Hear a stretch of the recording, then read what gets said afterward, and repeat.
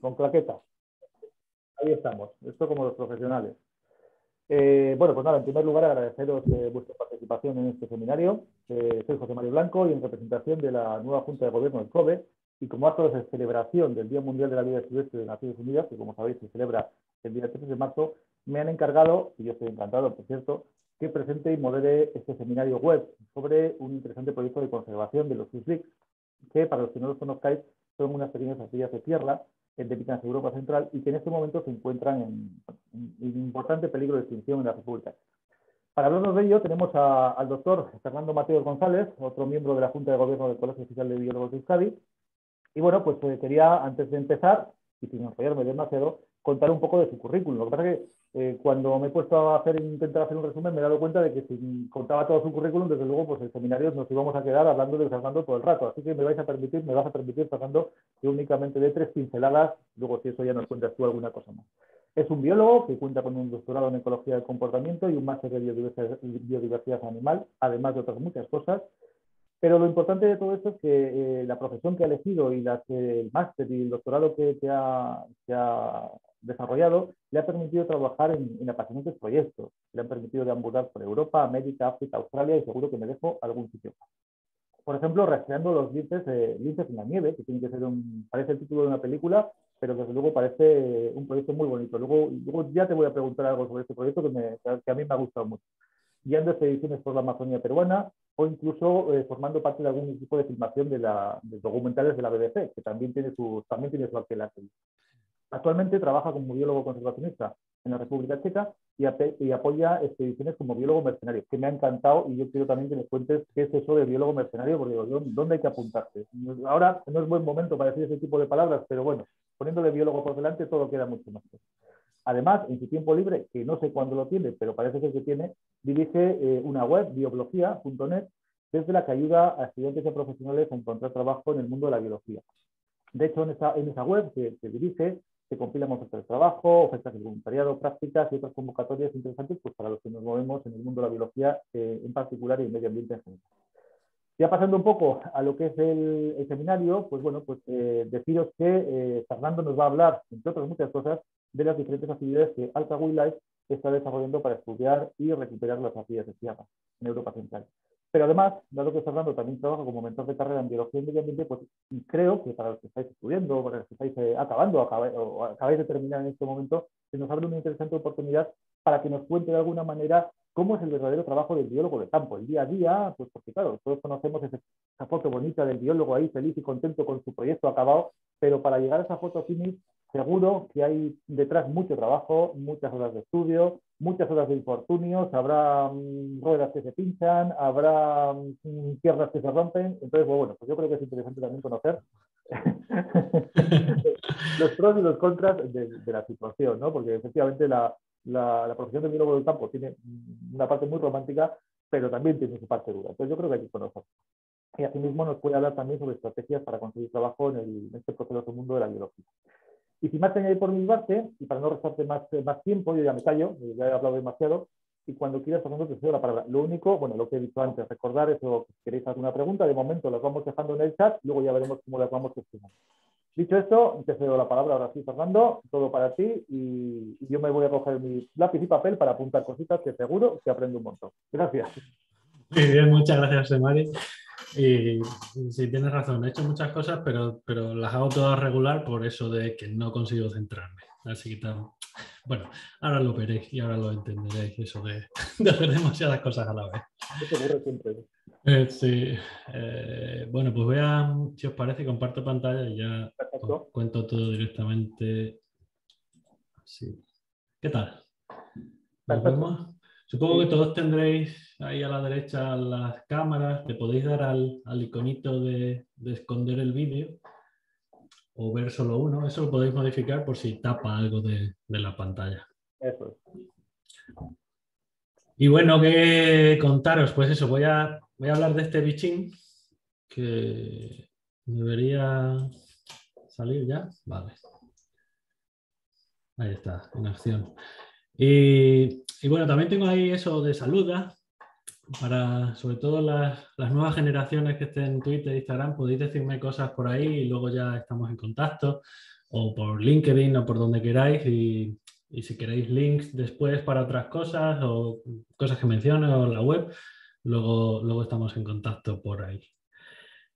Y claro, quería empezar diciendo esto, lo mínimo de Alka Wildlife, que en realidad es un grupito de amigos. O sea, lo que más me gusta de esto es que somos un grupo de científicos un poco que se salieron ahí de la carrera habitual en academia, en la universidad, y ahora, pues eso, organizamos nuestros propios proyectos un poco como mercenarios de la biología. Pero, y veo que hay científicos, perdón, me está haciendo de todas las edades, porque veo por de ahí todas algunos... las edades, hay familia, esto es... Y eso, y lo que más me gusta de esto es, a ver, yo pasé mucho tiempo en la universidad y de postdoc y ahí dando, ahí, amarrado al duro banco de la academia, publicando papers y todo eso, pero echaba en falta un poco más la acción. Y esto es lo que me da trabajar aquí en Alka, en la República Checa, bueno, en muchos otros países que trabajamos. Y es esto, ¿no? Que aparte de hacer la parte de investigación, pues luego podemos hacer divulgación más allá de los papers, dando charlas y eventos y cosas así, pero luego lo que más me gusta a mí, claro, es que cogemos esa información y hacemos algo con eso, ¿no? Hacemos acción. Esa parte me encanta. Y además eso, trabajamos con muchas especies que van cambiando según el año, según si nos dan un proyecto o no. Esto, claro, requiere mucho ponerte a escribir proyectos, que ahora estamos empantanados con uno con peces que va a llevarse mucho de ese tiempo libre que decía José María. Pero hoy, pues eso, hoy os voy a hablar del bichín este. El Saslik europeo o, bueno, European Ground Squirrel, la ardilla de tierra europea, que tengo que confesar, yo cuando llegué aquí hace unos añitos, yo no tenía idea de que este animal existía. Y joder, y eso después del el máster, el doctorado, todo esto, mira, es normal, o sea, hay demasiadas especies. Pues, pero además que hay una razón aquí, ¿no? Es que esta es la distribución mundial del Saslik, es que no hay en otro sitio. Pobre está hasta en Ucrania pasando mal también. Eso te iba a decir. Ya. Mal momento para estar ahí, por desgracia.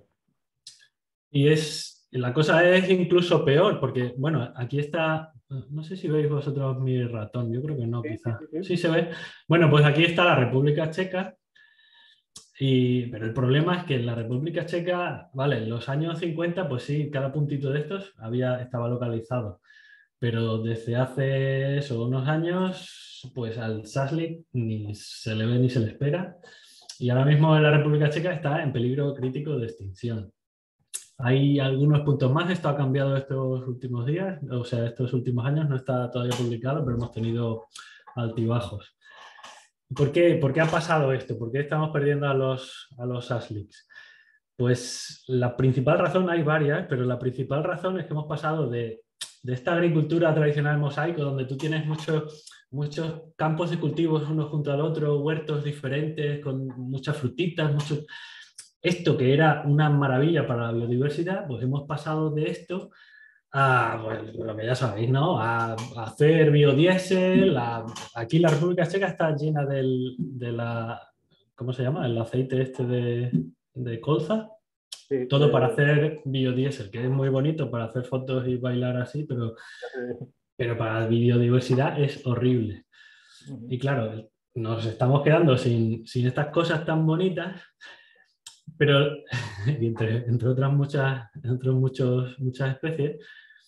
Pero lo bueno es que son tan bonitas, son tan lindas, que tienen mucho potencial para convertirse en especie bandera, ¿no? Protegiendo al Saslik, estamos protegiendo, bueno, es que no encontraba otra foto, es una ardilla normal, pero protegiendo al Saslik estamos protegiendo este medio ambiente, esta agricultura tradicional, y con ello estamos protegiendo a otras especies que son más críticas, que no consiguen tanta atención, como ya sabéis, e incluso otras especies que potencialmente podrían alimentarse del Saslik, que no queda tan bien, pero también son una parte de la cadena trófica. Correcto. Y entonces, ¿cómo se protege a una especie en peligro de extinción? ¿Qué tienes que hacer primero?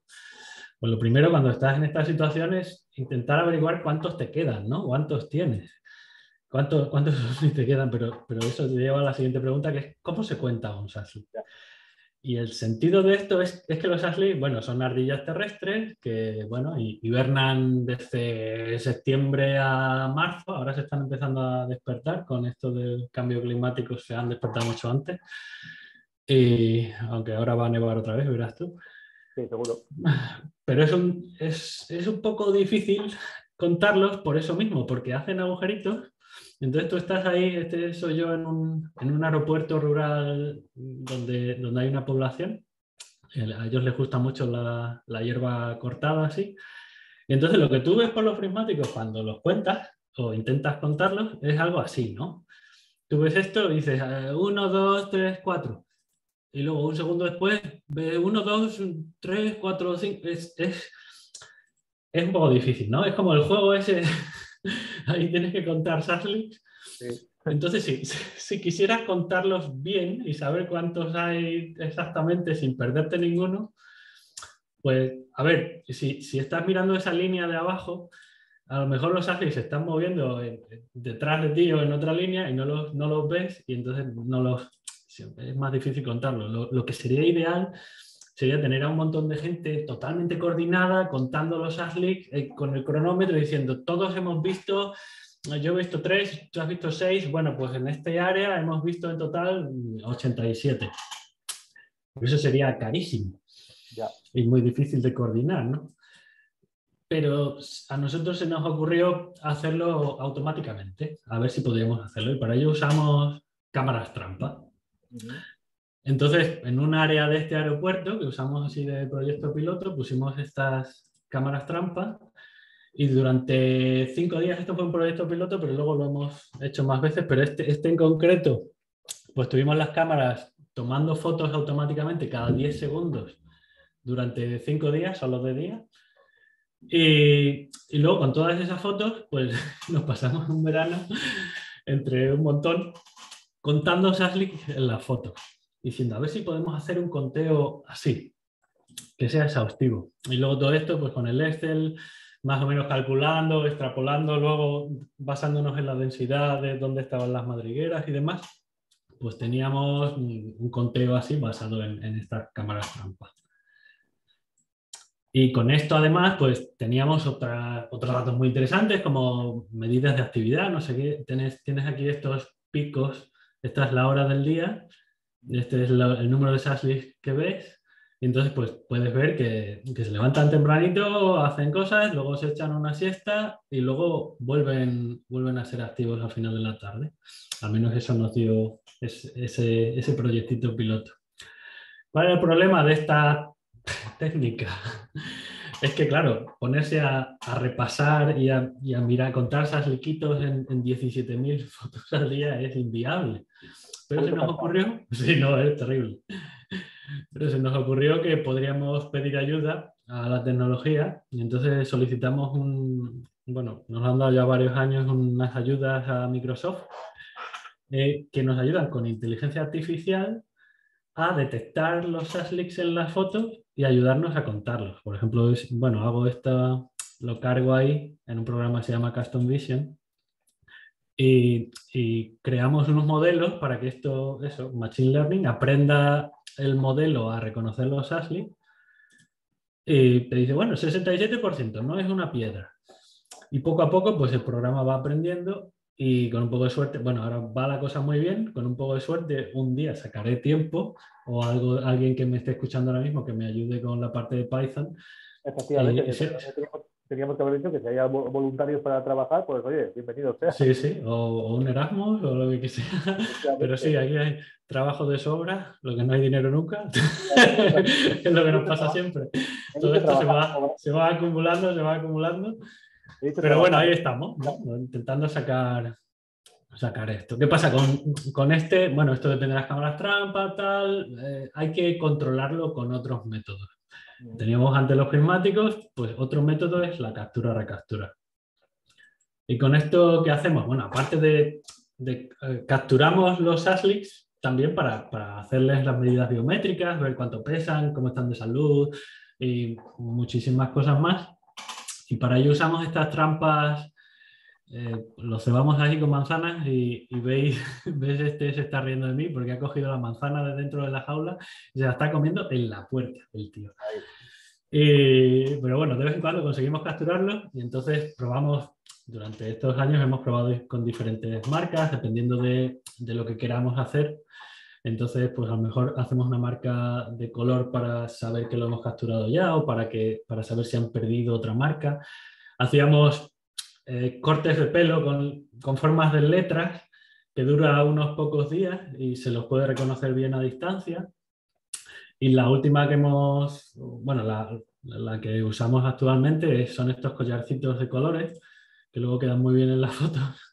Y lo bueno es que con estos collarcitos podemos hacer recapturas después de la hibernación porque mantienen los collares. Y también, pues con cámaras trampas podemos hacer capturas sin tener que capturarnos, ¿no?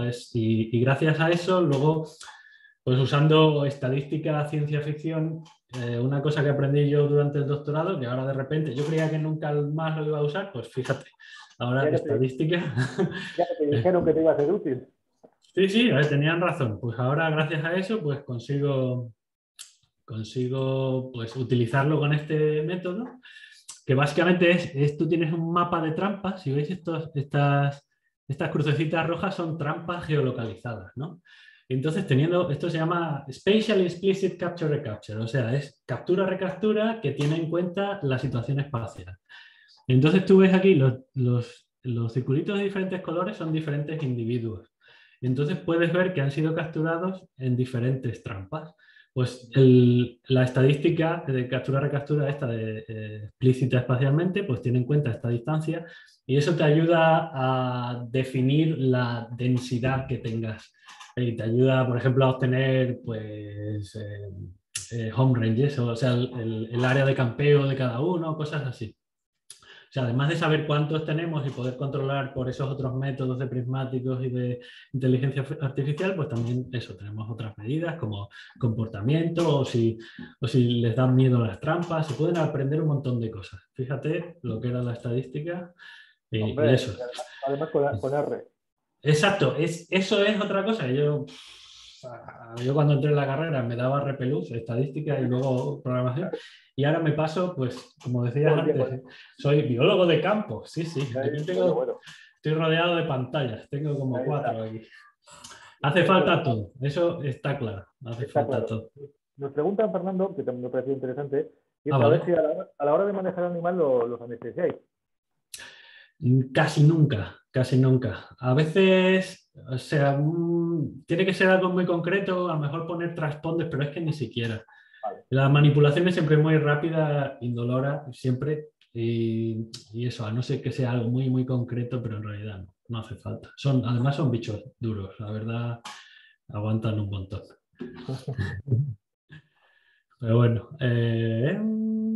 vale, esto, hemos hecho captura-recaptura, hemos hecho observación directa. También, pues eso, como decíamos, tienen madrigueras, ¿no? Y este método, contar madrigueras, te sirve para ver dónde están, pero es un poco más difícil saber cuántos hay. Vale. Hay algo, este que veis aquí es un agujero vertical, ¿no? Agujeros verticales, al principio de, ahora en marzo, justo cuando salen, es el primer agujero que hacen al salir de hibernación. Y luego hacen un montón de agujeros más en diagonal, así, que son las verdaderas madrigueras.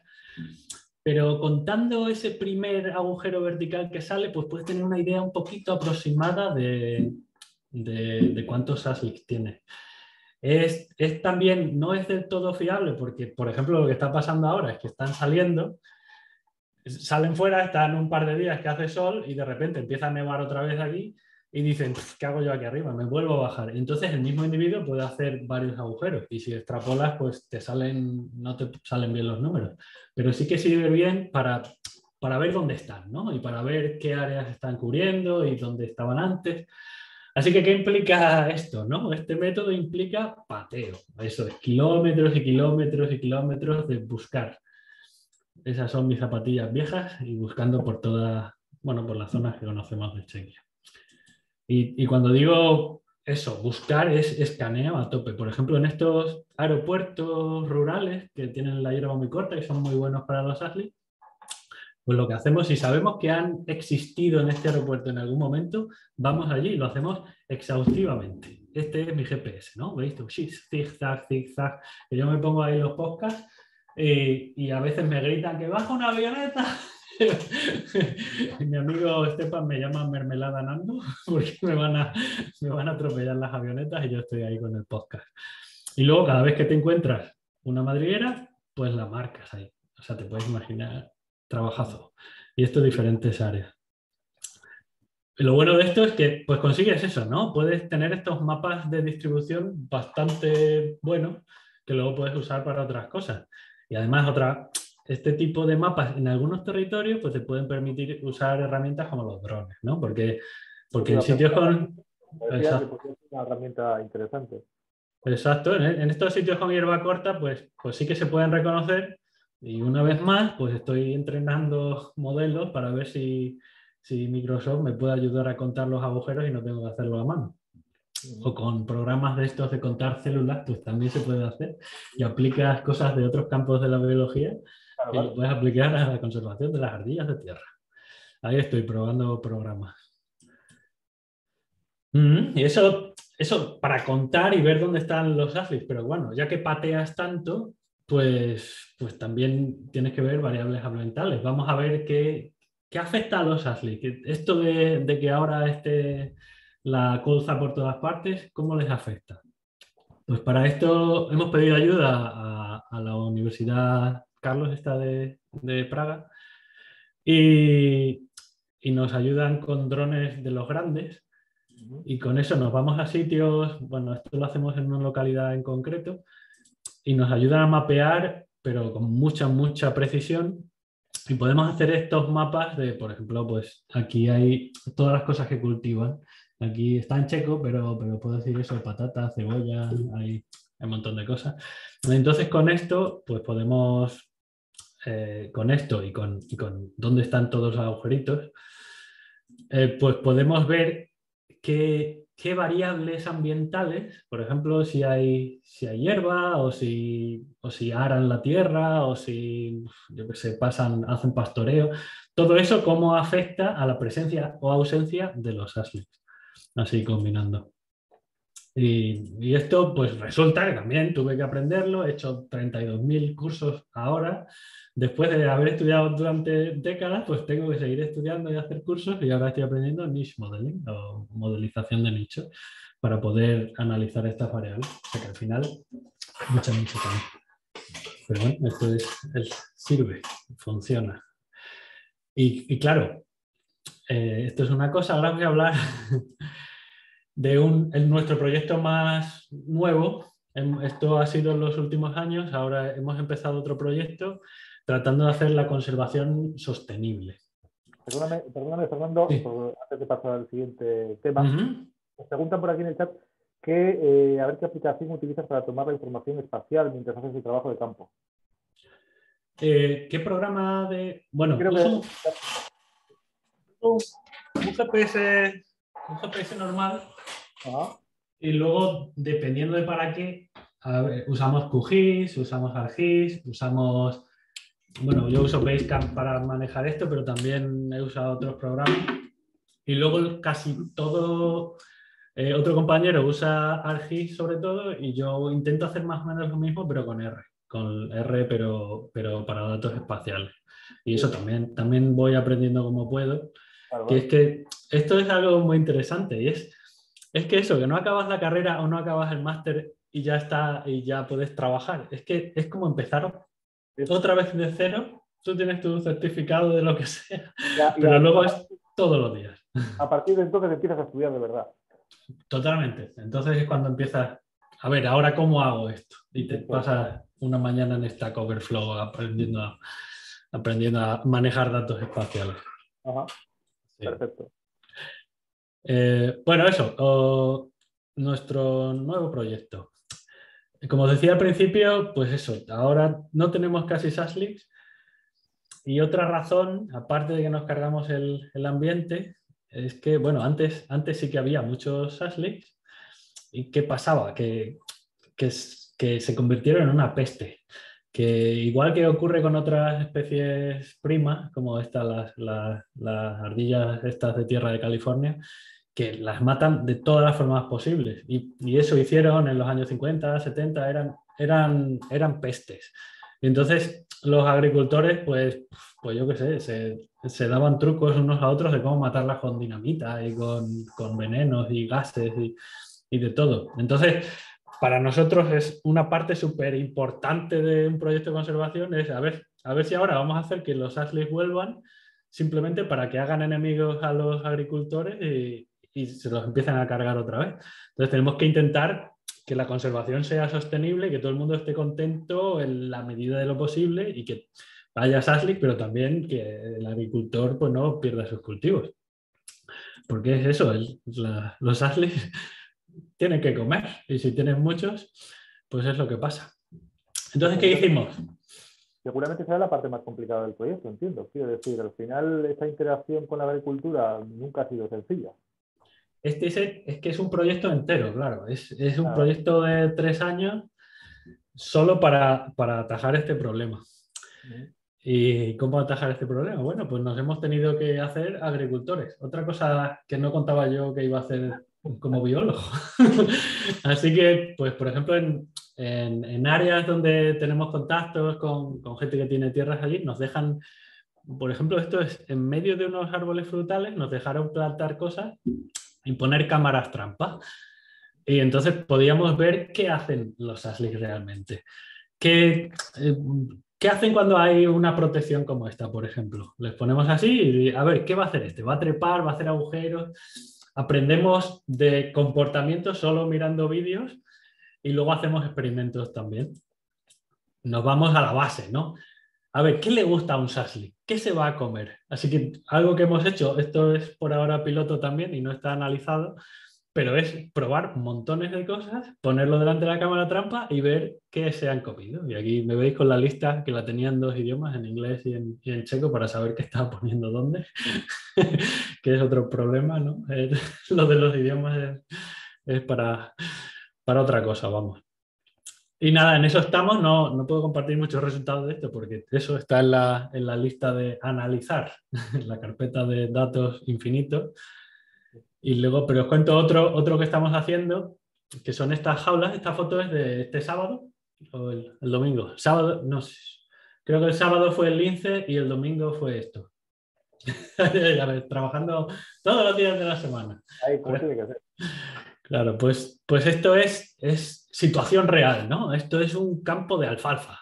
Entonces, ¿qué va a pasar con la alfalfa cuando se despierten los Ashleys? Entonces, ahora que justo estaba empezando, antes de que salga la alfalfa, pues hemos dicho, vamos a intentar hacer un experimento para ver qué proporción de la predación de plantas o de la agricultura es de los Ashleys y cuál depende de otra fauna que hay allí que accede a estas áreas abiertas. Entonces, alrededor de ese aeropuerto donde estaba yo con los prismáticos, pues hay campos de alfalfa, de guisantes, hay otras cosas, y nos dejan hacer experimentos allí. Entonces, lo que queríamos ver es cuánto se comen los Ashleys, cuánto se comen, por ejemplo, las liebres y los corzos. Entonces, para ello, pues ponemos distintos niveles de protección, ¿no? Y si miráis aquí a la derecha, pues tenéis una jaula que evita que los corzos se coman lo que hay adentro, pero que sí deja pasar a los Ashleys y a las liebres. Este nivel intermedio es un poco más pequeña, la reja, y entonces no deja pasar ni a las liebres ni a los corzos, pero deja pasar a los Ashleys. Y esta última ya protege de todos, ¿no? Y entonces, de hecho, se puede ver aquí que aquí ha crecido un poco la alfalfa, pero por aquí fuera, aquí hay una madriguera. Ha estado intentando por aquí, pero no ha podido. Entonces, así al menos, bueno, pues otra vez nuestro amigo R, me pongo ahí pim pam, después de contar una por una todas las semillitas y medir todas las plantas, la longitud de todas las plantas y calcular un montón de variables. Y bueno, no voy a contar cosas de estadística, pero básicamente esto es la altura de la planta y esto el tipo de reja, ¿no? De protección. Entonces aquí no hay protección, aquí es la reja grande esa para los corzos, esta es para las liebres y esta es para los sasliks. Y como veis, si protegemos de los sasliks y todo lo demás, las plantas son más grandes, o sea, llegan más a menudo a esta altitud y a esta altura. O visto de otra forma, bueno, esta es la distancia al agujerito más próximo, a la madriguera más próxima. Entonces, cuanto más lejos de la madriguera, más altura alcanza la planta de alfalfa. Esto es que si te acercas, si tienes un saslik cerca, la planta va a ser más pequeña porque se la va a comer el saslik. Y esto ocurre cuando lo proteges con esto, que no es suficiente. O sea, no afecta tanto el corzo aquí, tampoco afecta tanto, es la misma pendiente un poquito más bajita para las liebres, o sea, un efecto tiene, pero tampoco tanto. Y finalmente, pues sí que se ve que protegiendo, pues bueno, es un experimento muy obvio, pero es para empezar. Y ves ahí este bichín comiéndose una pipa. Y sí. No, Fernando, te iba a decir, pensaba que nada, sin más, hay una pregunta que nos dicen, a ver si la República Checa tiene algún nivel de protección. Aquí está críticamente, vamos, en peligro crítico de extinción. O sea, tiene todos los niveles de protección. Aquí no puede haber más. Por eso se pone bastante esfuerzo. Bueno,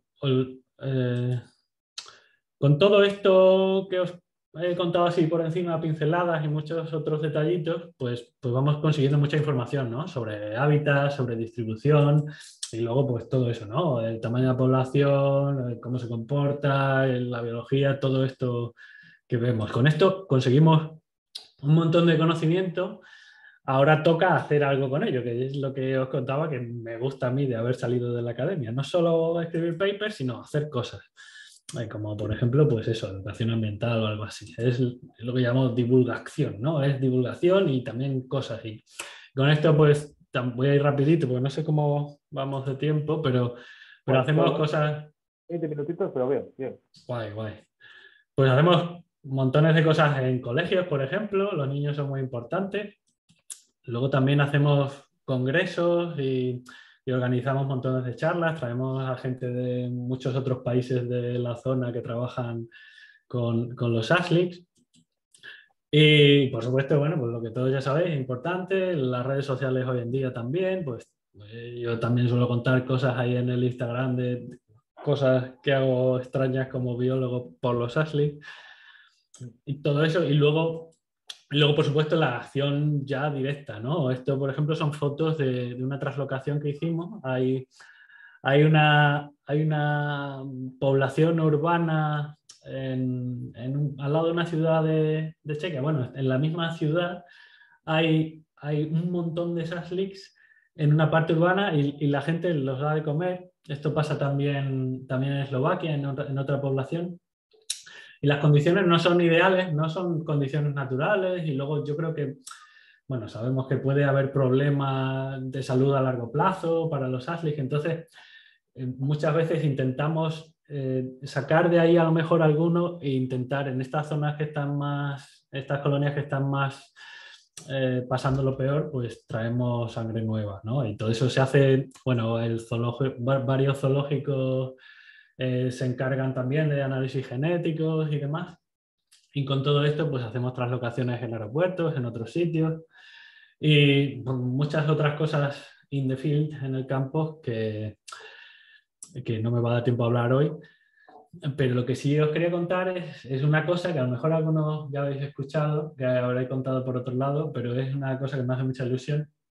Y es una actividad que hacemos para intentar que ese amor por los sasliks se extienda un poco, ¿no? Contrarrestar el posible problema de competición con la agricultura y que se vuelva a aparecer una peste, que vuelva a ser odiado.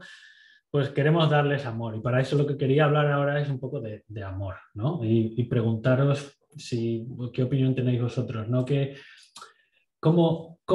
¿Cuál es la forma más rápida de llegar al corazón de una persona, ¿no? Y esto ahora en tiempos de Tinder ha cambiado bastante, pero por lo menos en mi época la mejor forma de llegar al corazón de alguien es decirle cosas bonitas y quizás hacerlo con una cena con algo de vino. Entonces, usando esto como inspiración, se nos ocurrió hacer esto. Crear un premio para vinos que cuiden a los Saslik. Y esto lo voy a explicar ahora un poco mejor. Si os acordáis al principio, eso, es importante, lo más importante es encontrar esta agricultura tradicional mosaico otra vez, traerla de vuelta y resulta que hay sitios donde todavía se puede. Por ejemplo, los viñedos. Los viñedos hay formas regulares y formas buenas de hacer que al menos se acerque más a esta agricultura tradicional en mosaico. Eso te iba a decir, porque hay viñedos y viñedos. En las fotos que estás mostrando es un ejemplo claro, ¿no? Porque algunos con la agricultura intensiva que realizan entiendo que es prácticamente imposible. Exacto, eso es así. Y eso con todo, es igual. Entonces, hemos descubierto que haciendo cositas pequeñas, tampoco hay mucha diferencia entre esto y esto. Y sobre todo en producción, pues, incluso puede ser hasta mejor.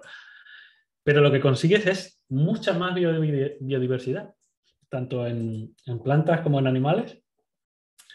Y bueno, resulta que hay una pequeña localidad en el sur de Chequia, donde si veis el mapa este satélite, pues tiene buena pinta, ¿no? Como agricultura en mosaico. Entonces, pues fuimos allí, vimos que se hacen las cosas bien en algunos sitios, y en esos sitios donde se hacen las cosas bien, dándoles un poquito de ayuda, de información, unas directrices, sugiriendo unas directrices, pues yo qué sé, que no usen veneno de ciertos tipos y que hagan las cosas bien. Si en esos sitios que hacen las cosas bien encontramos Sasliks, vamos allí a hacer muestreos de esto, encontramos Saslik, pues a los dueños de estas tierras, de estos cultivos, les otorgamos un premio, una distinción. Y esta distinción, pues lo damos con nivel, ¿no? Un certificado que se lo damos a una persona concreta, ni siempre y cuando siga esas directrices, esas sugerencias. Y esto, pues les damos más información, les damos estos certificados que pueden usar en sus empresas. Hacemos celebraciones donde damos estos premios. Y estos premios, bueno, pues pueden ponerlos en sus productos. Y eso esperamos nosotros que les ayude a vender más productos, que sea beneficioso para ellos y al mismo tiempo pues dé más a conocer el Saslik y que la gente pues, ¿y esto por qué es? Y ellos expliquen, pues mira, es que nuestros viñedos están así, porque tal. Y esto lo potenciamos aún más con mogollón de actividades y estamos allí y lo que intentamos con toda nuestra fuerza, yo hasta me disfrazo y hacemos montones de cosas para que ayudarles a ellos a vender más productos y que en general todo el mundo pues aprecien más los Sasliks. Y a ver, puedo hablar mucho de todo lo demás, pero lo había dejado aquí para dar tiempo a más debate. Así que con esto pues os quería dar las gracias, a saludar a todos nuestros patrocinadores y gente que nos da funding. Recordaros que si queréis contactar con preguntas y demás, podéis hacerlo a través de redes o por email y tal. Y que si queréis saber más cosas os puedo contar por ahí. Y que si alguna vez venís por aquí, pues que busquéis el vino que tenga la pegatinita del Saslik, al menos. Entonces, y eso. No, perdóname, Sí. Me surge la curiosidad con todos estos proyectos sociales que está llevando a cabo, que da la sensación de que precisamente por la tipología de animal que es, un mamífero como muy adorable y tal, pues la percepción social, la percepción que tiene la gente, diríamos, o bueno, te pregunto, ¿la ves como positiva, progresa favorablemente? Depende de las zonas, en las zonas en las que hay mucha agricultura, por llamarlo de alguna manera industrial, pues la cosa va mal, pero en núcleos rurales son más asentamientos de gente más joven, más mayor, no sé. ¿Cómo ves la situación? Pues, mira, si te parece, dejo de compartir. Luego, si queréis volver a alguna diapositiva, vuelvo a compartir, pero al menos así nos vemos mejor las caras. Y animo a quien sea que si no vais a hablar, pues no os pongáis el audio, pero si queréis poner la cámara, pues es más guay así vernos unos a otros. Si queréis animaros a decir algo más, sin ningún problema. Ya veo aquí alguna pregunta en el chat, ahora la comentamos. Genial. Y respecto a tu pregunta,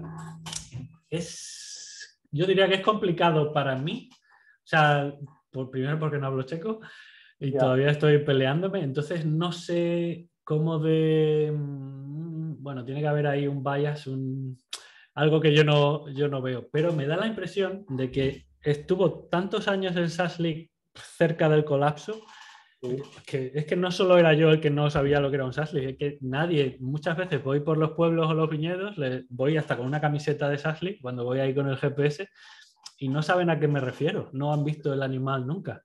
Entonces creo que eso está jugando, es una ventaja ahora mismo, porque lo que ven es la foto que ponemos nosotros, así bonito, y yo creo que eso puede beneficiar al público en general, o sea, puede beneficiar a los agricultores, yo no sé, hay que trabajar ahí y darles datos y decirles, vale, tienes una especie en peligro de extinción, es importante protegerla, es además legal, o sea, es un imperativo legal protegerla, pero nosotros te vamos a ayudar, ¿no? Y te vamos a dar información que te va a permitir cultivar sin perder tanto.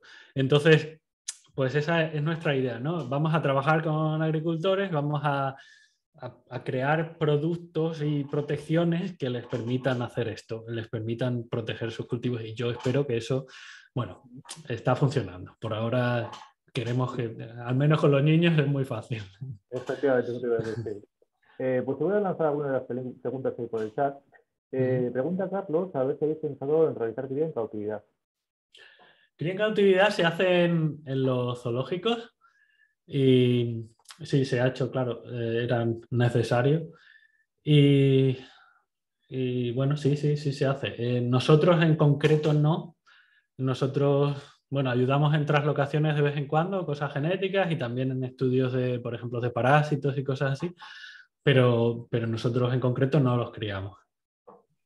Y luego, por otro lado, otra pregunta interesante que hace Julieta es saber si hay alguna especie invasora en la zona que pueda desplazar al sable.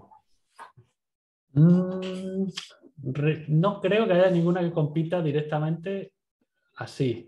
Hay topillos, pero mi impresión, y eso es algo que analizar, o sea, nuestra impresión estando en el campo es que no llegan a competir, pero sí que donde hay topillo no ha llegado el SaaS League, pero una vez llega el SaaS League ya no hay topillo. O sea que sí que si le hay competición ahí es hacia el otro lado, pero eso hay que analizarlo, eso no se sabe todavía.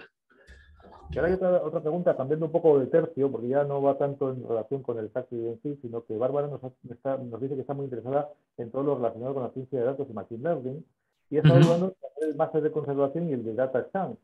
Entonces, ¿sería posible trabajar en este ámbito de data science, pero en el ámbito de conservación? Me encantaría hacerlo con este fin, y si es que sí, pues ¿qué más te recomendarías para esto? Dime.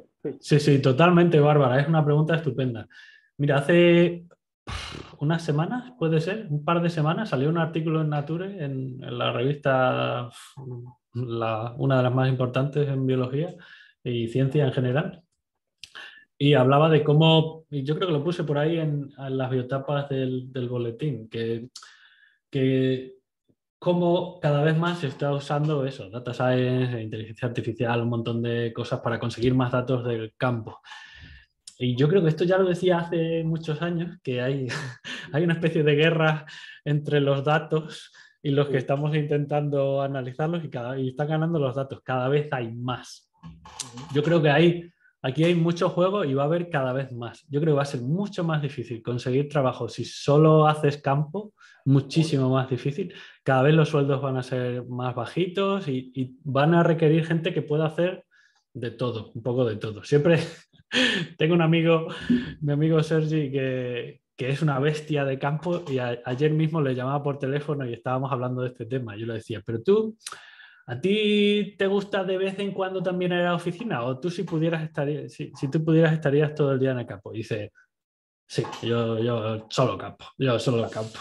Un animal de campo.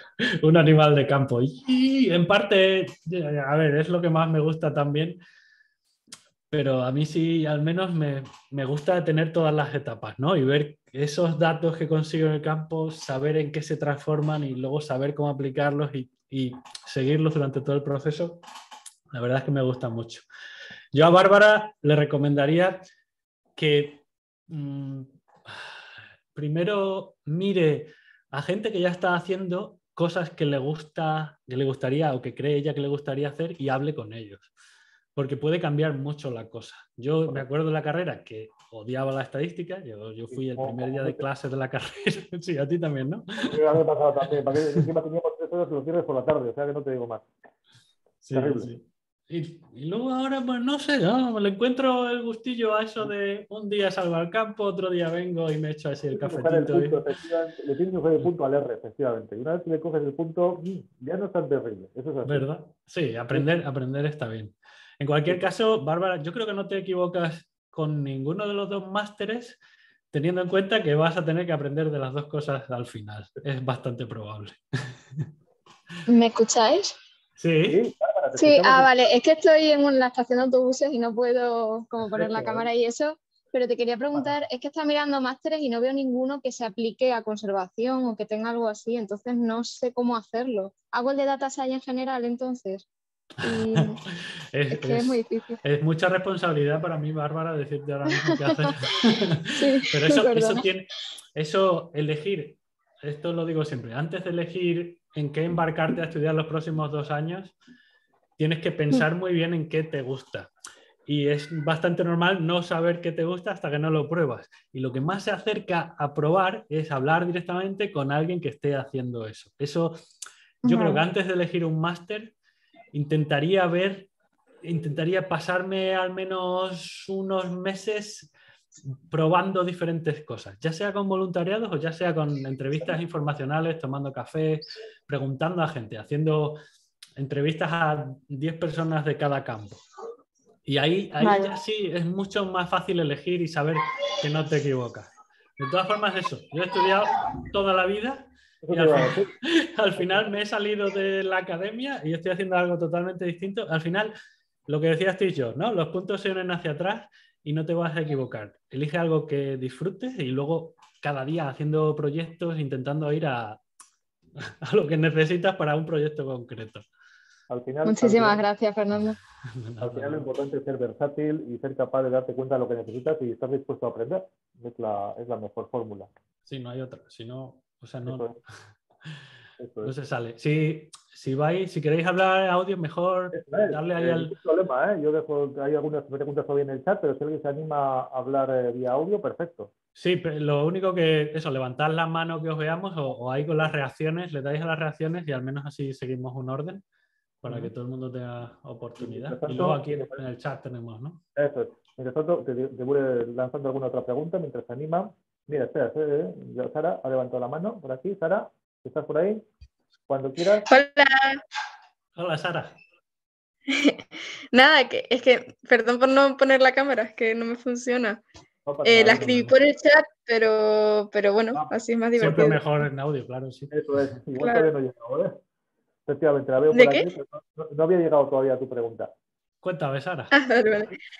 No, o sea, es una pregunta que a lo mejor se va un poco fuera de contexto, no sé, pero es sobre R, porque veo, o sea, lo que dices tú, que al final es algo que se aprende día a día y respecto a los, ¿cómo se dice? A los proyectos que vas haciendo. Sí. Pero yo, claro, las veces que he utilizado R, lo que veo es que hay veces que, aunque, o sea, haces algo y tienes un pequeñito fallo, no te das cuenta o no sé, y entonces, claro, R te da un resultado. Entonces, mi pregunta es, ¿cómo te aseguras, o sea, qué es lo que haces tú para asegurarte de que algo que no has hecho en tu vida y que no lo has hecho nunca, realmente sea ese resultado y no sea un resultado X cualquiera? Amiga. ¿Sabes qué? Para eso sirven los 20 años de antes de haber hecho un montón de cosas distintas, para eso sirve la carrera. O sea, ahí es donde entra realmente tu formación como bióloga, porque ahí dices tú, pero a ver, ¿esto tiene sentido? Y entonces ahí me he tenido que equivocar. Bueno, está lo de tu formación de bióloga y luego conocerte, dices, es que yo seguro que he metido la pata. Voy a ponerme a mirar. Y entonces ya con eso sí que te lo da tu carrera, un máster, todo eso sí te da la experiencia. Y hacer muchos proyectitos, pues ya ves si sale. Pero sí, es un problemón. Y ha pasado muchas veces y pasa muchas veces en artículos científicos que pasan eso, peer review y todo. ¿Y qué se puede hacer? Pues decir, vale, aquí te has equivocado, hay que hacerlo de nuevo. Pero por supuesto que sí. Vale, ok. Gracias. De nada, a ti, Sara. Mientras tanto, una pregunta del chat. ¿A partir de qué punto es conveniente proteger una especie o comenzar una campaña de repoblación? Nos pregunta Adrián. Pregunta complicada. Sí, yo también me pregunto cuál es el punto. Pero sí, para eso hay que hacer estudios de viabilidad, de ver, bueno, con qué cuentas y si con eso, si con lo que cuentas ya, con las poblaciones que tienes, puedes tirar, pues no hace falta hacer introducciones, porque así entre nosotros, las reintroducciones, translocaciones, eso es un estrés total para los animales, eso es la última cosa que puedes intentar, cuando ya no te queda nada.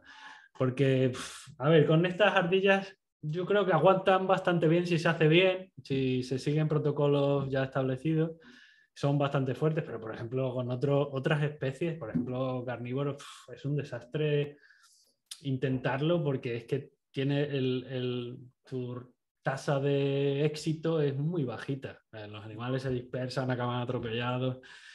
Hay que intentarlo siempre, hay que intentar no llegar a ese punto, hay que intentar mantener las poblaciones para que se aguanten entre ellas y si acaso pues crear corredores y conectar, y eso es lo que estamos intentando un poco aquí, trabajar un poco con los ambientes para crear corredores para que ellos solos se puedan mover y no haga falta hacer eso, hacerlo de forma natural, pero es buenísima pregunta. Y la respuesta complicada. Claro. También tiene otra duda que nos quiere plantear Aitor, cuando quieras, Aitor Lázaro. Sí, hola, ¿se me escucha? Sí, perfectamente. Sí, perdona, que no encienda la cámara, es que estoy en la calle ahora mismo. No te preocupes. Es que quería saber si hay otra causa mayor del declive poblacional del Saslik, aparte de la agricultura intensiva, para eso, para fabricar el aceite de colza. Si hay alguna otra causa mayor aparte de esa. A ver, en general es todo, ¿no? Es que haces carreteras y cortas y no dejas pasar. Haces, yo qué sé, es que cambias un montón de territorio. Antes había muchas más praderas, ahora a lo mejor pues todo se ara cada vez y eso, agricultura intensiva, que no tiene por qué ser de colza, pero ese ejemplo es que es muy claro aquí en Chequia. Se les da muchas ayudas europeas y se fomenta mucho una cosa muy concreta, un cultivo muy concreto, y eso, cuando se toman medidas así a lo grande, a gran escala, luego hay problemas a pequeña escala con los que no se contaban tanto. A lo mejor a eso pones una ayuda para lo que sea, para el aceite de colza, y entonces todo el mundo pues se lanza a la ayuda y ya se acaba. Pero vamos, hay mil cosas yo creo que el veneno en los años 60, 70 pues tuvo mucho que ver también y no sé, depende de la especie también, pero sí, hay... Pero, como en otras tantas especies, al final los venenos esa época fue crucial para muchas especies de mamíferos, precisamente porque, bueno, pues la agricultura industrial que se empezaba a desarrollar en aquella época tiró de la industria química como aliado natural, por así decirlo, para acabar con multitud de especies animales que en realidad, pues, bueno, pues estarían haciendo daño, evidentemente, a la agricultura, pero lo que habría que haber hecho en su momento, y hacia eso se tiende ahora en la medida de lo posible, a potenciar la depredación natural, que es un aliado en realidad para el agricultor. Lo que pasa es que, bueno, en aquella época no se entendía así, y hacer ese cambio de cultura a un sistema más ecológico, pues ha llevado y está llevando mucho tiempo, porque al final es complejo, pero al final la gente entienda que mantener un ecosistema en buen estado es bueno para todos. Y muchas veces era falta de información, falta de biólogos.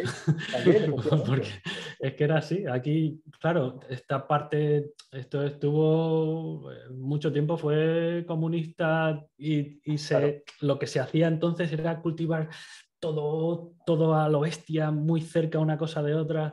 Los bosques de coníferas de aquí, pues los habían hecho a tanta escala, tan cerca unos árboles de otros, hasta ahora están teniendo unos problemas enormes con los escarabajos, el Geometricus, y se está cargando partes enteras de bosque, o con otras yo qué sé, montones de especies. Y cuando se hacen las cosas sin la información, sin saber, oye, si haces esto, te va a pasar esto dentro de nada. Pues acabas como con todo, ¿no? Como los conejos en Australia o todas las historias que conocemos. Generas un desequilibrio que provoca un efecto dominó que no sabes dónde va a acabar. Son una cosa tras otra, vamos, sí. Efectivamente.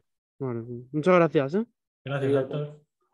Y Iñaki nos pregunta, a ver si se sabe si su distribución fue mayor que la actual en Europa. Entiendo. Por ejemplo, relacionada con zonas abiertas creadas por megaherbívoros, ahora extintos en otras zonas de Europa. Pues ahí me pillas. Tuvo que ser más grande, pero no sé cuánto. La verdad tendría que leer. No sé hasta dónde llegaba en tiempos o cuál fue la distribución máxima. Y supongo que es difícil de saber cuál fue la máxima, pero sí, ciertamente, la distribución era bastante más amplia. Evidentemente, unas condiciones óptimas para vivir, pues estarán más o menos en esa Europa central, y que, por lo que tú has dicho, por todas las causas de agricultura, venenos y demás, pues se ha ido retrayendo. Pues seguramente de manera análoga a lo que ha pasado al plano que has puesto antes de la República Checa de 1950, que en aquella época, pues bueno, pues los usos agrícolas eran diferentes, pues sobre todo. Claro. Que simplemente podría haber pasado que hubiera poblaciones que se hayan retraído en otras zonas de Europa. Oye, una pregunta mía para vosotros.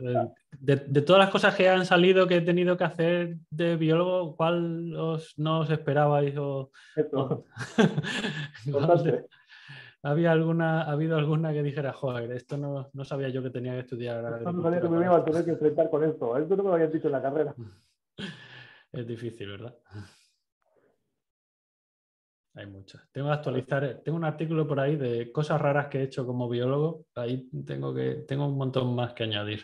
Pero yo te diría que yo siempre he dicho que los biólogos y biólogas valemos para todo, y yo creo que yo soy consultor medioambiental y no tengo tu vida tan apasionante ni mucho menos, pero aún así todo hago cosas raras todos los días, porque te quiero decir, estoy seguro. Que vamos, los míos no son apasionantes, pero desde luego en tu caso tiene que ser la bomba. Te preguntas, Ana Carrillo, que me viene muy bien, y luego hay otra pregunta de Eva, que la respondemos luego, espero tener tiempo, que dices, Ana, que yo sigo sin entender mucho la idea de biólogo mercenario. ¿A qué te refieres con eso? El branding de mercenario no viene muy, como decías tú, José Mari, ahora no es lo mejor. Yo hago la broma de, antes trabajaba en la universidad, pero luego empecé más a elegir mis proyectos, ¿no? Es como, pues los mercenarios son gente que va a las guerras cuando les pagan, ¿no? O eso eran. Yo no sé si supongo que habrá mercenarios ahora. Entonces yo digo que ahora como biólogo, pues, a ver, tengo suerte y creo que ahora ya puedo más o menos elegir cosas, ¿no? Entonces cuando veo un proyecto guay, pues a lo mejor digo, ay, ¿puedo colaborar en esto? O me escribo mis propios proyectos y más o menos puedo ir decidiendo. Y entonces voy un poco como, pues no sé, los que seáis de mi quinta, como el equipo A, ¿no? Ahí voy eligiendo aventuras y por eso digo que soy biólogo mercenario, pero a lo mejor había que cambiar esto a, no, pues yo qué sé. Igual hay que dejar el nombre para más adelante, ahora no sí. Pero se trata de eso, ¿no? Diferente, que ahora voy cambiando de proyecto según me gusta. Tenemos a Camila que quiere intervenir. Camila, feliz. Hola. Hola, ¿Se me Camila. escucha? Sí, ¿no? Sí, perfectamente. Vale, siguiendo un poco la línea de todas las cosas raras que has hecho, me preguntaba si al meterte y al trabajar en distintos proyectos has tenido que igual saltarte tus principios o los ideales que tenías, por ejemplo, trabajando con animales o con cualquier otra cosa. En general, algo que haya salido de tus principios que en principio, pero que es como inevitable porque tienes que trabajar con ello. Buenísima pero que al pregunta, principio Camila, decías pregunta. como que no sé, que al empezar la carrera o estudiar decías yo no voy a hacer esto. Mira, hay montones de ejemplos de cosas que no te esperas y de repente te ves encajonado. Y puede pasar a muchos niveles. Yo me acuerdo, por ejemplo, cuando hacía el doctorado, una vez fui de estancia a Estados Unidos. Y allí yo estaba haciendo mi proyecto que era con unos sialias, unos pajaritos azules preciosos, y yo miraba las cajas nido y criaba, hacía un montón de cosas con ellos, muy chulas, todo precioso. Y había en el mismo laboratorio en el que yo, por ejemplo, medía las plumas y hacía cosas así inocuas, había otro laboratorio de fisiología que estaba analizando cosas de fisiología, y para ello sacrificaban a un pollito de cada caja nido. de esta misma especie. Y a mí aquello me dolía en el alma, pero claro, decía, a ver, es un experimento, tal, tienen que hacerlo, están estudiando fisiología, pues lo hacen así, y es cosas que pasan en la ciencia y sin cosas así pues no se avanza, mal que nos pese.